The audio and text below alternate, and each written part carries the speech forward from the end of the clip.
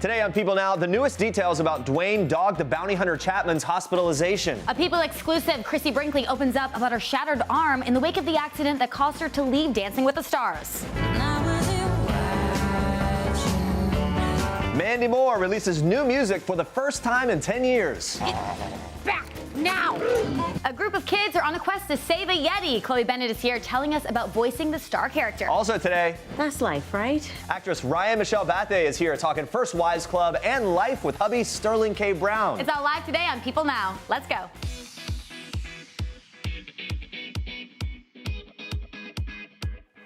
Hey, happy Tuesday, everyone. Welcome to People Now. Great to see you. Dancing with the Stars. Yeah. It premiered Monday night, served up some impressive performances. Look, I thought a lot of them did really well. Obviously, I'm partial to Karamo, Yeah, my bud. a little biased there. Karamo looked great. He had this purple suit on, or was it like a lavender kind of look? I was very excited for Hannah because we've been following her journey since The Bachelorette, and now she's still killing it. She was tweeting about it, so excited. But we want to know which contestant surprised you the most. Was it former Bachelorette Hannah Brown? Was it actor James Vanderbeek? Maybe singer Allie Brooke with her cha-cha? Or last-minute addition Sailor Brinkley Cook, which is very impressive that she was able to step in. Right. Vote in our People poll, or if your choice didn't make our list, tweet us with the hashtag PeopleNow. We're going to check in on that in a bit. Let us know what you think. But for now, here's what you need to know and what's trending today. Starting on a more serious note, Duane Chapman, a.k.a. Dog the Bounty Hunter, is in the hospital for a heart issue. His rep released a statement to People saying, "I can confirm Dog is under doctor's care and is resting comfortably. Thank you for all your well wishes. Keep them coming." Now, according to TMZ, the 66-year-old was taken to a hospital in Colorado on Saturday after feeling pain in his chest. The site reports the doctors are still trying to determine what exactly happened to the reality star and if he will need to undergo corrective surgery. Now, Dog has had a rough past few months. Of course, his wife Beth died of complications from throat cancer in June. She was 51 years old. We sat down with Dog in August, where he opened up to us about how he and his family have been coping with their tremendous loss. Take a look. I'm just, trying to man up. Has there been anything that you've been doing that has helped a little bit the day-to-day? Music, I think, and being not alone with friends and family helps a lot. Mm-hmm. Yeah. And seeing such a huge outpouring of support from fans, I mean, the response has just been incredible, even from our perspective watching. From your perspective, seeing the fans really come out, what has that meant to you? Well, she had 30 million hits, over 30 million hits on her articles. That's like unbelievable. That's unbelievable. So that means a lot. Your fans keep you going, keep you alive, keep you happy, are your friends that you meet. So that helped her a lot too with the battle, and now it's helping me with this battle. I imagine with Beth gone, it does feel like there's this role missing. Are the kids stepping up? I mean, how is the family life going? Well, it's not been that long. They're helping cook, because Beth was a fantastic cook. Mm-hmm. She didn't leave me one recipe. I'm doing their laundry and stuff. Yeah. I'm vacuuming, making my own bed. So I don't want to lie, they ain't doing nothing. They're kids. Yeah. They're your age, you guys. Yeah. They it's just Dad's there, he can do it. Now, such raw emotion from him when he was here. And as he copes with Beth's loss and goes through this next battle, we're thinking of him and his family. We're hoping that he pulls through and can get back to being Dog. We wish him the best. All right, Alex Trebek isn't done with his treatment for stage 4 pancreatic cancer after all. In a new interview with Good Morning America, the Jeopardy host revealed that he's once again undergoing chemotherapy. News of the setback comes a little over a month after Trebek told fans in a video message that he had finished his treatment and was doing better. He says shortly after posting that video, his health took a turn. He explained this, quote, "I was doing so well and my numbers went down to the equivalent of a normal human being who does not have pancreatic cancer, so we were all very optimistic. They said, good, we're going to stop chemo, we'll start you on immunotherapy, and I lost about 12 pounds in a week, and my numbers went sky high, much higher than they were when I was first diagnosed." That was his quote. Trebek told GMA that battling cancer has taken a toll on his body, revealing that he's been dealing with excruciating pain in his lower back, along with fatigue and nausea. He says that chemo will probably make him lose the hair that he was able to grow back this summer, and he won't be getting his strength back. On top of the physical ailments, Trebek says there have been emotional downfalls too, including occasional surges of sadness and depression. The 79-year-old explains it doesn't last very long, but it just takes over my whole being for a short period of time. I understand it more now, so I can deal with it a lot better now than I did before. No matter what happens with this round of treatment, Trebek confirmed that he does not plan on walking away from Jeopardy. He says, quote, as long as I can walk out and greet the audience and the contestants and run the game, I'm happy. He even admits he isn't worried about dying. In fact, he's prepping his staff for that event. He says, quote, one line that I've used for our staff in recent weeks and months is that when I do pass on, one thing they will not say at my funeral is, oh, he was taken too soon. Trebek adds, I'm 79 years old, I've had one hell of a good life, and I've enjoyed it. And the thought of passing on doesn't frighten me. It doesn't. Other things do. The effect it'll have on my loved ones, yes, that bothers me. It makes me sad. But the thought of myself moving on, hey, folks, it comes with the territory. That was his quote. In a statement provided to People, the Pancreatic Cancer Action Network says in part, it's not unusual for pancreatic cancer patients to initially respond well, then to require further treatment. Most patients will continue on chemotherapy as long as it is effective, also noting that every patient is unique. The advocacy organization also wants everyone to know the importance of catching the cancer early by becoming familiar with some of the common signs, which include mid-back pain, stomach pain, jaundice, and weight loss. All right, moving on to this news. Veteran journalist Cokie Roberts has died. According to a statement from her family, her death on Tuesday was due to complications from breast cancer. Roberts' legendary broadcasting career began back in the 1960s and went on to include stints for CBS, NPR, PBS, and ABC News as an on-air analyst, primarily covering politics and public policy. Roberts was a broadcasting and cable Hall of Famer and best-selling author who was cited by the American Women in Radio and Television as one of the 50 greatest women in the history of broadcasting. Roberts was also a three-time Emmy Award winner who was regularly recognized for helping to pioneer the role of women in journalism. Born in 1943 as Mary Martha Corinne Morrison Claiborne Boggs, Roberts was the youngest daughter of two members of the U.S. House of Representatives from Louisiana. The name Cokie was inspired by a nickname given to her by her older brother, who couldn't pronounce Corinne as a child and called her Cokie instead. Roberts was married to fellow journalist Stephen V. Roberts for 53 years, from 1966 until her death. They share 2 children and 6 grandchildren. In 2002, Roberts was diagnosed with breast cancer and was successfully treated at the time. Her family's statement continued to say, we will miss Cokie beyond measure, both for her contributions and for her love and kindness. Cokie Roberts was 75 years old. All right, on to this. Christie Brinkley is one proud mom after watching her youngest daughter, Sailor Brinkley Cook, perform Monday night on season 28 of Dancing with the Stars, even though she only had 3 weeks to prepare. Now, Sailor and her partner Val danced to Billy Joel's Uptown Girl, doing the foxtrots, as her mom watched from the crowd, smiling ear to ear with tears in her eyes. It was such a sweet moment there. Sailor was awarded an 18 out of 30 from the judges. She said during her performance that she felt this adrenaline rush from wanting to pay homage to her mother. Now, this comes after Christie Brinkley tearfully revealed that her arm is, quote, shattered into 1,000 little pieces. Christie knew as soon as she hit the studio floor that she was never going to be able to step on the Dancing with the Stars stage and show off all that hard work. In an emotional interview on Monday, the 65-year-old model told People exclusively that following her fall during a Dancing with the Stars rehearsal last Thursday, she knew immediately that her arm was broken. She told People, the second I landed, I felt the shards in my arm. In between sobs, Brinkley explained that she instantly looked up and said, I'm so sorry I broke my arm. Now, in detail, she says a small bone in her thumb that usually goes one way was in the opposite direction. Ouch. The fall left the supermodel with multiple broken bones, a dislocated wrist, and she had already twisted her ankle prior to that. Now, Brinkley underwent surgery on Friday, still remains on heavy painkillers. On top of the injuries, Brinkley's dealing with the emotional fallout of not being able to compete, explaining to People that she was having the time of her life. Brinkley calls the injuries a crushing disappointment in every way and says that she felt like she was letting people down.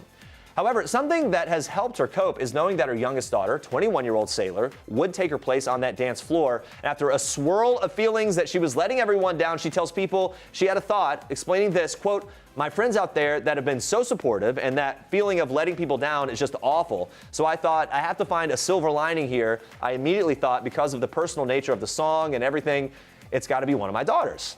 Although Brinkley says her daughter has bad stage fright, and while Sailor herself was hesitant and hasn't had much time to rehearse, Christie does say that she has no doubt Sailor is right for this job. Christie says Sailor is truly one fearless, strong, amazing person who just always impresses me. And she adds, "They popped her into my costumes. They fit her perfectly."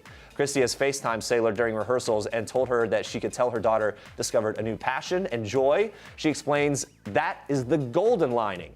Now, amidst it all, Christie's dealing with another unexpected blow, the suggestion that she's faking her injury from someone that she long called a friend, Wendy Williams. Christie was completely shocked by the news, explaining that she's been there to support Wendy in the past when she had stage fright one time for Chicago. Christie says that she immediately went to Wendy's apartment after she was told that Wendy was ready to drop out and told her, "Don't let your fears define you." Christie's given Sailor similar advice in regards to the show. Sailor's facing her fears against Karamo Brown, Sean Spicer, Kate Flannery, Allie Brooke, and more contestants. Why does Wendy think she was making it up? I do not know. She posted the pictures. She's such a good sport about it. She's smiling with those pictures with the broken arm. When she says shattered in 1,000 pieces, I mean, it just sounds so painful, I right? know. I said it yesterday, but I'm so bummed that she's out of it because she was so excited, one of the most excited contestants on the carpet for the announcement. Yeah. Well, and Val was just here, just days ago. Yeah. Of all the pros to be paired with, I feel like he's the kind of guy that could take someone in a short period of time and really like whip them into shape and kind of, you know what I mean? Like he's such an excitable guy and so skilled. Anyway, you have more for us in Star Trek, so we'll talk more about dancing with the Stars. We're kicking off Star Trek today with some new music. Watch.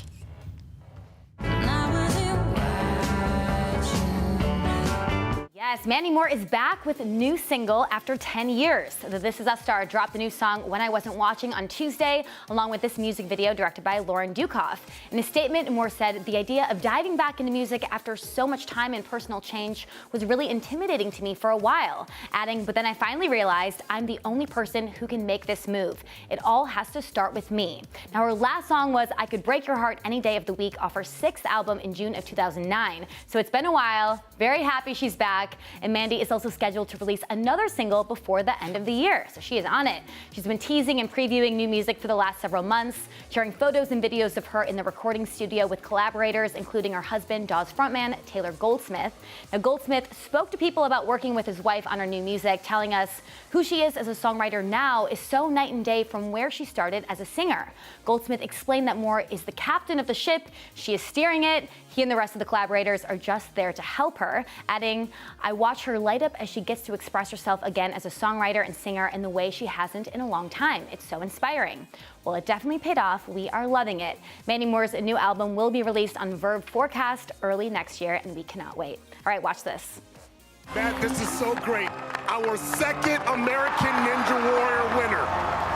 American Ninja Warrior just awarded its second ever $1 million prize to Drew Drechsel. The newly crowned season 11 champion is only the second contestant ever to conquer the entirety of Mount Midoriyama in under 30 seconds, making it through stage 4 in less than 28 seconds. Wow. Although his competitor, Daniel Gill, made it to the top of the 75-foot rope climb, he just didn't beat the clock. The gym owner got visibly emotional as Gill made his final ascent, and as he was named the winner, it was a very victorious moment for Drechsel, who hugged co-competitors while Gill raised Drechel's hand in the air as they took in the moment. Drechsel nabbed the title at the national finals in Las Vegas on Monday night, placing him among the very limited ranks of $1 million winners, as there was only one other $1 million winner in the show's history, so good for him. Now, according to TV Line, Drechsel has been competing on American Ninja Warrior since its 3rd season and has made it to the national finals a total of 6 times.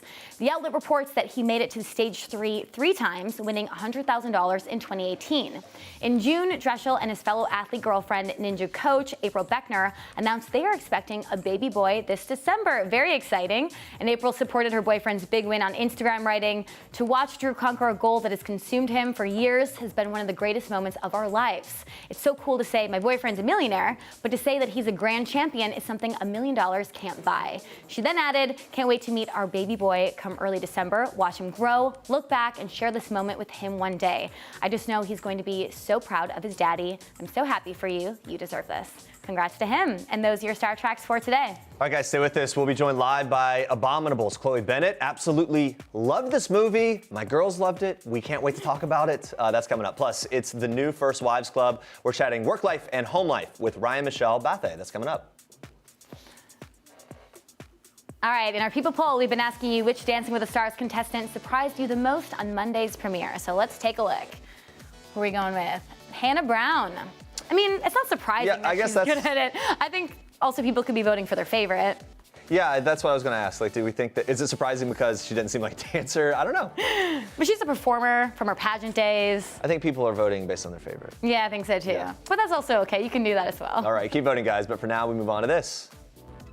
Well, the feud between Lala Kent and 50 Cent seems to have no end in sight. The Vanderpump Rules star has allegedly clapped back against the rapper's recent claims that she used cocaine before getting sober. E! News reported that in a since-deleted Instagram story posted on Monday, the reality star defended herself against his allegations, writing, quote, "My sobriety is something I'm proud of and work on every day. I've never done cocaine, nor were any other substances other than alcohol involved in my decision to get sober." Lala Kent added, "I pride myself on being open and honest about everything in my life, hopefully inspiring others and letting them know they are not alone." The reality star then concluded her post by talking about cyberbullying and how many people are taking their own lives daily, writing, "It is imperative that I tell you, you are not by yourself. I see you, I stand by you. I'm on your team. You are loved and make a difference in this world." Now, according to E! News, response came after the rapper wrote on Instagram over the weekend that Kent would have a drink, hit the powder, in reference to her alcoholism prior to sobriety. All right, these two have a history. Let's break it down for you a bit. Their feud first began in April and escalated when 50 Cent threatened Randall Emmett, Lala's fiance, with physical violence if he did not pay him back the remaining balance on an alleged $1 million loan by Monday, April 29th of this year. Now, 50 Cent later confirmed with People through a statement from his rep on April 29th that debt had been paid in full. And while fans thought that would be the end of it, their dispute reignited when Kent appeared on Watch What Happens Live with Andy Cohen on September 12th and told the host that she had receipts from the rapper about getting under his skin in their previous matchup. So since then, 50 Cent has shared several posts slamming Kent and her fiance Randall Emmett, saying she started with the wrong person. The rapper even brought up Emmett's ex-wife in one of his posts to claim that she was better than Kent. He also responded to the news that Kent denied his cocaine claims, calling her a crackhead in another post. So 50's all in on it. She seems to be all in. Will this feud end anytime soon? We don't know. Hopefully they make up. All right, Brad Pitt is opening up about his experience at Kanye West's weekly Sunday service, telling Entertainment Tonight, quote, "I think he was doing something really special there. It's a pure celebration of life and people. It's really delightful. It really is." Yeah, Pitt made his second appearance at the service on September 1st. Afterward, a source told People that the two have actually been friendly for a while and that they've bonded over fatherhood. Pitt is appearing on the October cover of GQ, where he's getting candid about his spiritual and religious journey. He reveals that he'd been searching for something that felt right for a long time. And he says, "Oh man, I've gone through everything. Like, I cling to religion. I grew up with Christianity, always questioned it, but it worked at times." Adding, "And then when I got on my own, I completely left it and I called myself agnostic. Tried a few spiritual things, but didn't feel right." Pitt says that he turned away from religion altogether, calling himself an atheist for a while before finding something that he believes in. He says, quote, "I found myself coming back around to just belief in, I hate to use the word spirituality, but just belief in that we're all connected." A source told People earlier this month that West was glad to share his weekly service experience with Pitt and has a lot of respect for the actor. The insider says Kanye and Brad have been friendly for a while. There's definitely a common respect between the two of them. Kanye has always been a big fan of Brad. And that source added, Kanye was so happy that Brad came to the service. He has always wanted to share that with Brad. Now, one person Pitt didn't get a chance to connect with at the rapper's Sunday service was Kendall Jenner, who recently revealed that she basically ran away when she realized he was at the event. So during her appearance on The Tonight Show with Jimmy Fallon, the model reveals, "I literally left early. I just saw Once Upon a Time in Hollywood. It was so good. He just gets better with age. So I was like, I gotta go." Hey, what are you doing out here? Someone's gonna see you. Where did you get that? No. Get back now. Do you hear me? Let go. That does not make sense. Why would they take it to the roof? Guys, what are you doing up here? Hey, get away from her. No, wait. Okay, I'm calling the police. He's not dangerous. Look at him. He's a Yeti. Cool. What? No, Yetis don't exist. The new DreamWorks animated film Abominable follows teenager Yi as she embarks on an epic quest to try and reunite a magical young Yeti with his family. We tried to get the Yeti here, hard to track down, but we did get the actress who's the voice of Yi, Chloe Bennet. Chloe, thank you so much for being here. Thanks for having me. So good to see you. I gotta tell you, my family saw this and we absolutely loved it. I was saying this to you before, but you've had a lot of good, you knew like the scenes that I was gonna say to you that really hit home. Yes. You must be getting a lot of the similar feedback. Yeah, you know what? It's obviously like a big fun adventure, and it's obviously an animated film primarily for children, but it hits you in the feels. It does. Yes, and you don't realize it until it's happening. So the most important question, are Yetis real? Just be Yes. honest with us, okay? Yes, they are. So you do believe in Yetis? I believe in Yeti. Just wanted to clear that up. It's a Yeah. really fun film. What do you love most about being a part of this? I mean, there's so many, the entire process of getting to be a part of a film that not only for me, like as I'm half Chinese, I have 7 brothers. I grew up all the princesses that I saw on screen never made sense to me because I just didn't relate. And especially being half Chinese, I didn't see representation in that form. So my identity growing up was always, I had to look like this or be like this to get what I want or to fit in or to be what people think is beautiful. And so when I came across this film and met with DreamWorks and they told me about Yi, about how she's like a little hustler. She's like she's like stubborn and curious and creative and wants more for herself and wants emotional growth that doesn't have to do with the Prince Charming.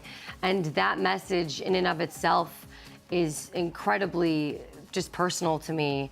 And then on top of that, it happens to be made by Jill Colton and produced, written, and directed by women. And as you know, someone who's been in the industry now for like 15 years, it's really awesome to work on a project that is authentically pushing things forward with people who are just also really talented, who happen to be badass women. Yeah, and Yeah. when you're working on this project, because it's animated, you're not actually acting with the other actors. Not at all, yeah. Yeah, so what is that experience like for Yeah, you? it's crazy, actually. People are always like, you could just show up in your pajamas. And I'm like, I would never show up in my pajamas at DreamWorks. That's just like a really fancy building. Like, that's like a crazy statement. But it's actually so much harder than I was so ignorant to the process of like really getting into a film like this, because when you go for live action, you're going into hair and makeup. You know, I played a superhero for 7 years and I do not feel like a superhero ever. I'm like so clumsy and awkward and definitely had to work hard to like even make myself presentable in that way on camera.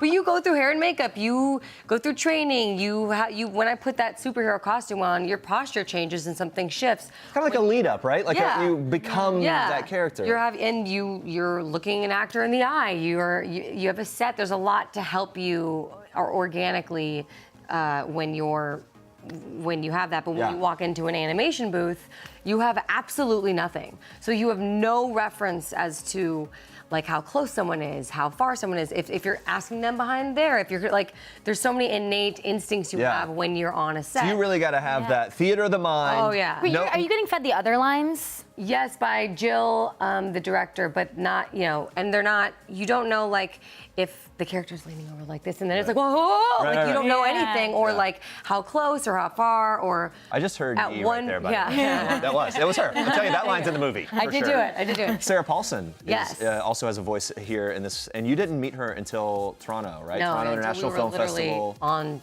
On the carpet. I think you Instagrammed about that. What you kind of hit it off? What was the deal? I was so awkward because I saw her and I like was very excited to know that she's going to be at the premiere, and then I saw her, but she was like doing press, and I was like, oh my gosh, there she is, and then they brought her over, and I was like in my middle of my pose, like trying to do it, and then I see her coming over. I'm like, oh my God, hi, and I was just like shitting my dress, basically.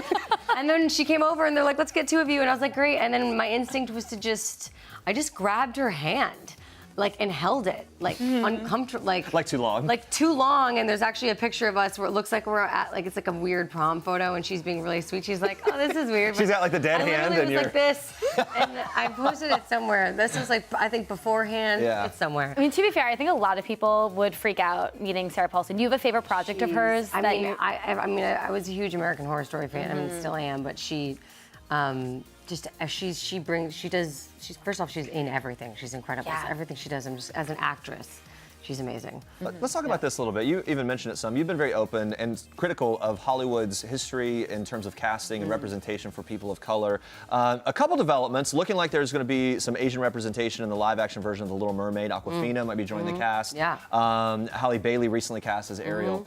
When announcements like that are made and there's any backlash, what's your take on that? I just think it's weird. Honestly, like I feel personally like I don't know why anyone, you don't know what her audition was like. You don't know, like, she could completely embody that character, and that's what's important. And so what I love about, that casting was amazing, and obviously pushing the needle forward in that way. What I love is that I love when someone goes in and is the character, and it doesn't matter what they look like. I don't want to be cast in roles because I'm Asian. I want to be cast in roles because I'm a hard worker, I'm a good actress, and because I'm the right person for the role. And if it happens to be that I'm Asian, and that could bring another layer of authenticity or of culture or flavor to the part, that's what's really important to me. With S.H.I.E.L.D., that's actually what happened. For the test of S.H.I.E.L.D., all the girls were diverse and looked completely different. It was really about who embodied the character. And then they ultimately ended up writing me a backstory of having an Asian heritage. And that's the kind of like malleable attitude I think Hollywood should probably embrace. That makes a lot of sense, and there are different pieces, different angles to this discussion when white actors or actresses defend taking on characters that were perhaps written as people of color. What's your take on that defense? That's hard because you want to. Look, the reality is there's way more white actors. The white actors have had more time to be in more projects. They've had more experience. They have because they've been given that from the history of this country and from racism. And so you want the person who's best for the job, but you do need to give opportunity. There has to be room for people to learn. And so, I mean, I think it's like a case-by-case situation. I don't want to speak on like there's a lot of different situations where some are incredibly unfair. Some I see where they need the project to be funded, and for some reason people think that they can't sell a movie unless everybody is white. So a lot of that is it's on us as viewers. It's our responsibility to like be able to go, that's a movie where the lead doesn't look like me. I don't know if they have anything in common with me in my aesthetic or my gender identity or my socioeconomic background, but like I want to go and watch that movie and learn a different point of view. And it's more of a mindset of the entire of the zeitgeist of who's watching it. Yeah, from your personal experience, have there been times you went in for a role and you didn't get it and you think it was because they didn't want to cast an Asian actor? Yeah. I mean, when I first got to LA, every single conversation was about me and my race. It was because my last name is Wong. And that's obviously when I first moved out to LA, it was, I was going out as Chloe Wong. And a casting director in the room told me I wasn't white enough to be the lead, and I wasn't Asian enough to be the best friend. And that's really what all of the roles were. All of the castings were, the lead was white, and then the Asian character was some sort of like comedic relief or dorky character or whatever. And I remember thinking like, oh, she's right. Like, I'm not going to be able to, I'm not going to be able to do this. I'm not going to be able to do this acting thing because I'm not. And then like a week later, it hit me of how just shitty that is and how much that infuriated me and how wrong that was and that I even believed it for a second. And so... When did the name change happen? The name change happened after a lot of discussion because I am Chinese. I'm 50% Chinese, but I'm also a lot of other different things. I'm a sister. I'm a friend. I'm very dynamic in other ways that have a lot to do with my heritage, and some don't at all. And I want to be seen for who I am as a person, and not just as one thing, even if that one thing is really important. And because I was just continuously reduced, I was like, I just want to be ambiguous for a second, so my personality can shine rather than someone's perception of me will take over what they think of who I am. And so that's where the name change happened. And in Chinese culture, your father's last name is a big sign of respect, and it's a big. My dad's first name is Bennet. And Okay. So I took his first name, and my first audition after that I booked. Really? Yes. Interesting. And the funny thing is I've never. Everyone's like, well, now that you've done it, you change your name back. And I'm like, I've never even changed my name. I'm still legally Chloe Wong. I've never changed my name. The only thing that's changed is people's perception of me. Yeah. Because I'm the same person. I'm just as much Asian. I'm just as much not Asian as you think I look, or as I do look, or whatever it is. Yeah. I'm the same. Well, thank you for sharing your Yes. journey with us. Thank It's really you. interesting to hear your Thank story. you. Yeah. Congrats on everything. Thanks so much. Thanks for joining us. You guys make sure to go and see Abominable when it hits theaters on Friday, September 27th. Woo.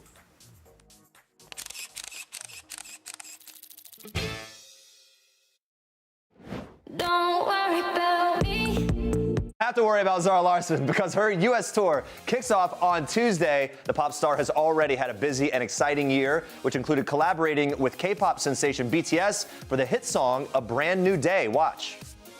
I felt so lucky that they wanted to work with me as well because, I mean, they are the biggest band right now, like, period. In the world, In the world. And I have never seen the interactions with the fans, the army. It's insane. It's just like on a different level. And to me, I just felt honored to be a part of it because, as I said before, their music is really translating into every country, every genre. I see people from everywhere enjoying their music. I unfortunately never met them like face to face yet. But that's how it is. That's how it is these days. Is that planned that you'll meet them at some point? Is that on the schedule somewhere? It's not on my schedule yet, but I know that I'll meet them in the future, and I'm very excited. It's gonna happen. Now, before Zara kicked off her own Don't Worry About Me tour, she opened for Ed Sheeran on his epic Divide tour. Now, this summer, Divide was named the most attended and highest grossing concert run of all time. So what tips and tricks did Zara pick up from Ed along the way that she'll apply to her tour? He is excellent with working the crowd. You know, he talks a lot to the crowd. He gives them instructions, and then he jokes, you know, he says, like, do this, and it's like, it will feel really weird. I know it does, but it looks great from here as an artist. And he's just having fun. Doesn't take himself too seriously. And you know what? Her music is so fun. This show is going to be great. Zara now selling out her own shows on her Don't Worry About Me tour. She told us what to expect at a Zara Larsson show, her favorite songs to perform, and how Don't Worry About Me became the title of the tour. Because I didn't know what else to name it. It seems like it'll do. It's like my biggest issue. I have no idea what I'm gonna name my album yet. Maybe I'll find like, ooh, actually.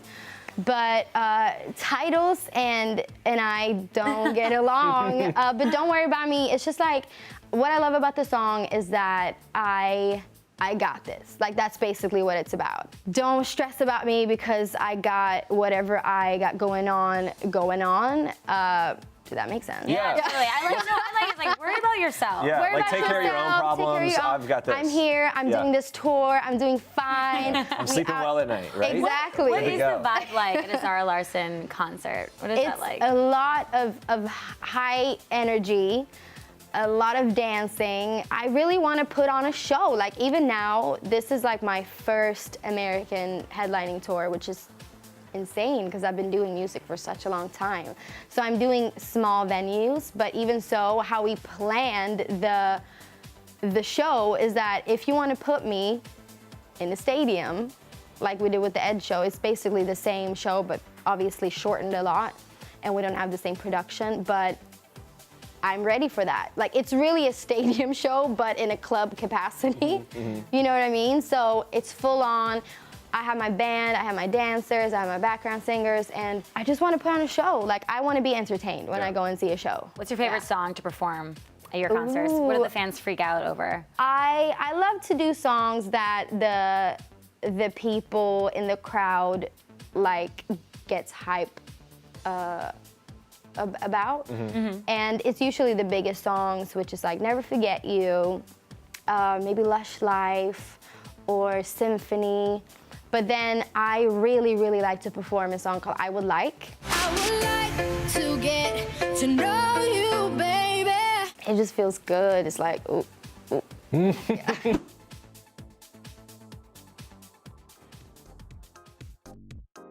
Yeah. Now the story lives on as a series coming to BET Plus. Watch. We are focused on the campaign, but I'm very happy. Really?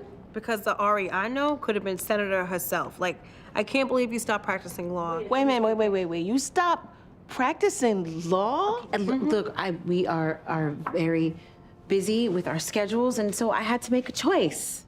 But that's life, right? No, that is not life. We gotta start living our lives for ourselves. We are amazing. We are beautiful, intelligent, focused, driven women. Why did I get to have all the fun?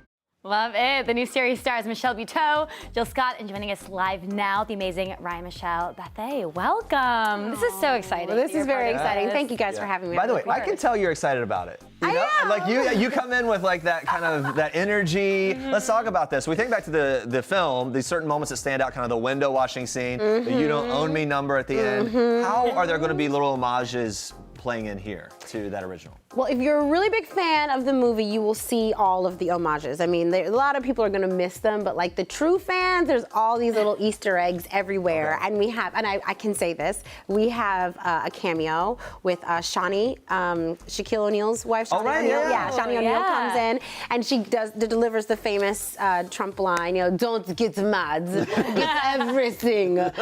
Yes, and she says it with a very sort of vampire accent, and it's great, it's great. So we have that, and we have singing. We have some singing. Okay. We have 2 dance numbers. We have all white. We have an all white party thing going on. Like, so we've got a lot of little, and we have the window washing scene. Right, okay. So we've got a lot of those Easter eggs and those homages. The original film, so empowering for its time. So how is this series kind of furthering that conversation and pushing female empowerment even more?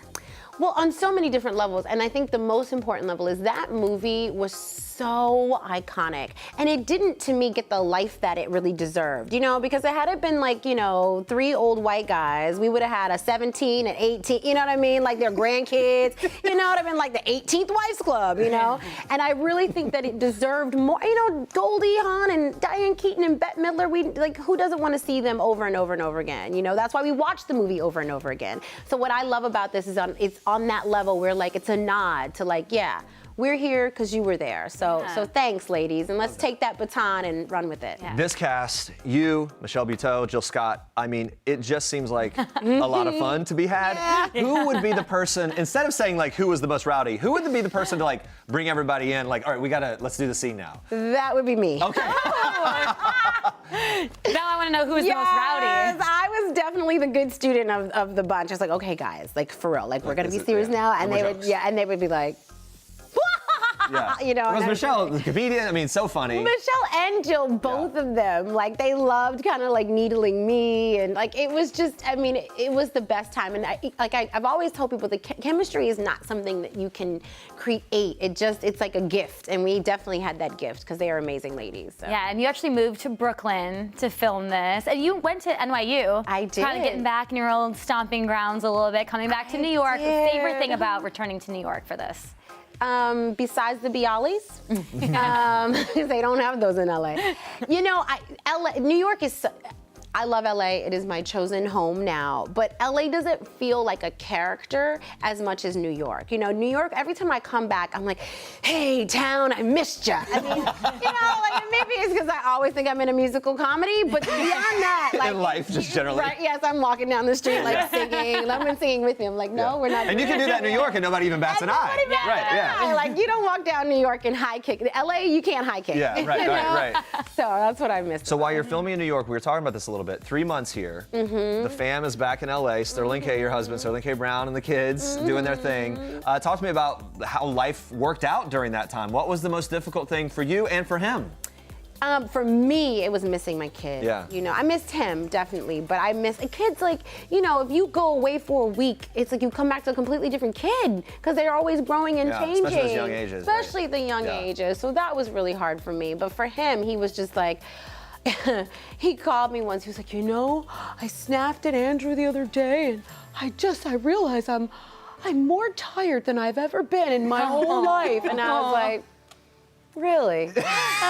Say more about this tired thing. He was like, I'm just doing this all by myself. Really? Say more about doing it by yourself. He still hasn't made that. Maybe today he'll make maybe that he'll connection. watch this. One thing I love about you two is that I heard you never miss your son Andrew's flag football games, right? I try not to miss them, yes. That's so amazing. Yeah. With you both being so busy, why is that so important to make that the priority?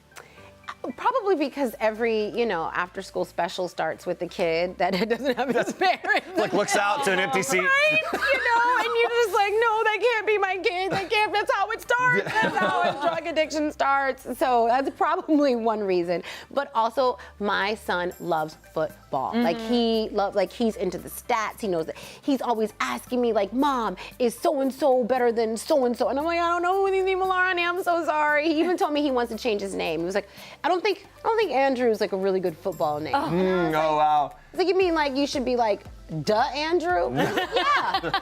I was like, nah, boo. No. That's He's really right? He's 8. He just turned 8, and he wants to change his name to Andrew to fit in with the NFL. But big football star looking like. And then He's on the way. younger son, Amare. Amari. And he's 4. He's 4. Yeah, what is he into? What's the thing that you make sure you always see of him do? He thinks that he is Miles Morales. Okay. He really does. He'll tell people, I was bit by a radioactive spider, and now I'm Spider-Man.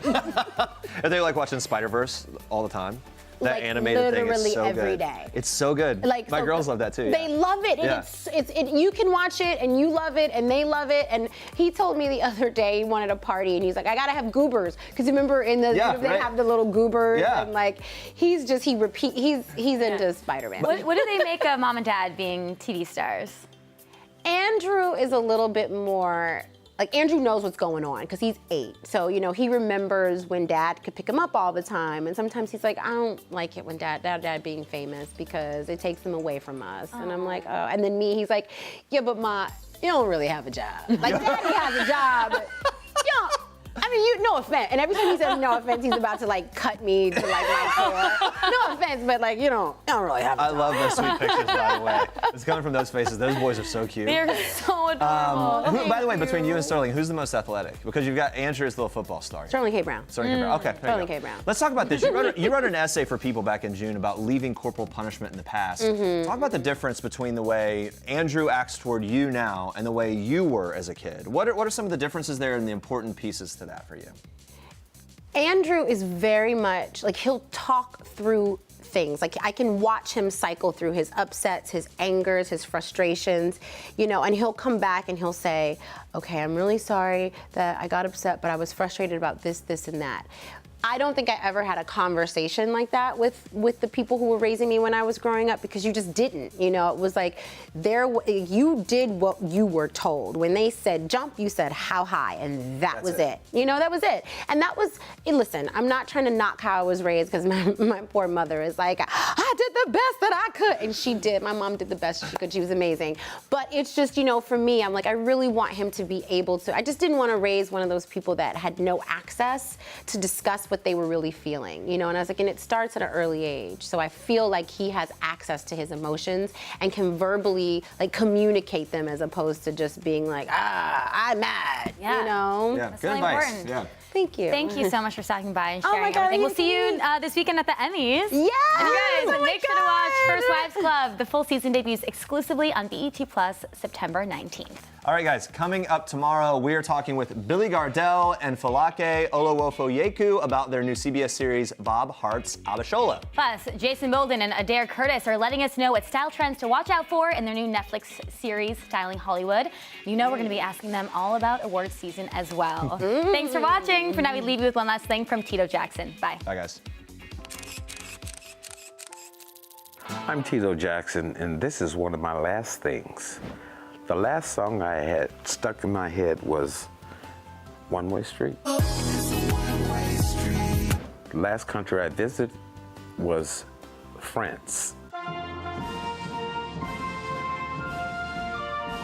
And the last thing I ate was waffles for breakfast.